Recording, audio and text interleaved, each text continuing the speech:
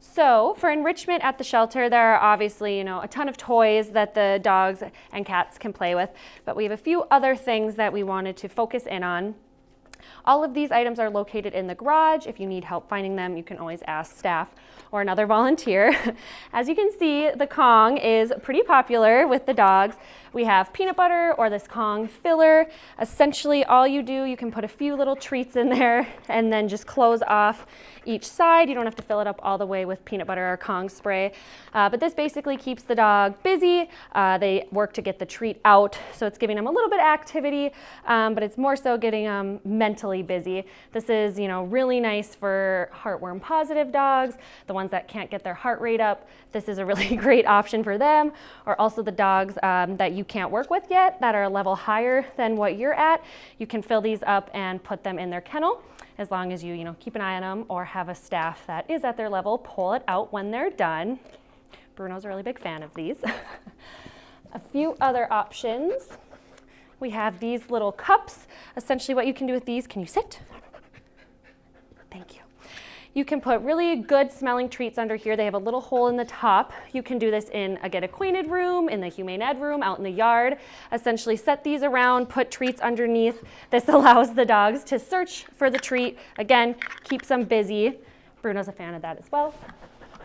And then we also have puzzles. These are really, really fun. Again, gets the dog's brain working a little bit. Find some really good smelling treats, stick them in. And then they have to work to what's that? Figure out how to get the treat, move the puzzle around. We have a ton of different options of these. And again, really, really great for those dogs that can't get that heart rate up, can't be out running around. These are really, really great options for them. So grooming is another option you can do with the dogs.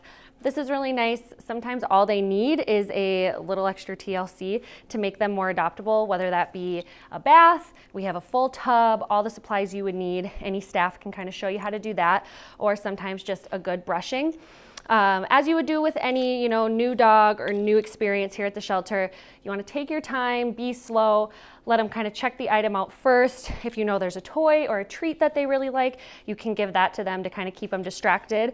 And yeah. You can do this in, the get acquainted room, outside, wherever you can find space. Just be patient, take your time, make sure it's something they're comfortable with.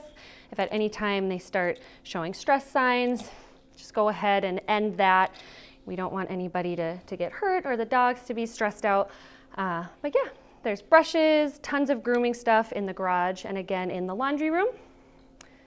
So this is a great way to not only socialize with the dogs, give them a little bit of extra attention, but it also makes them a little more adoptable.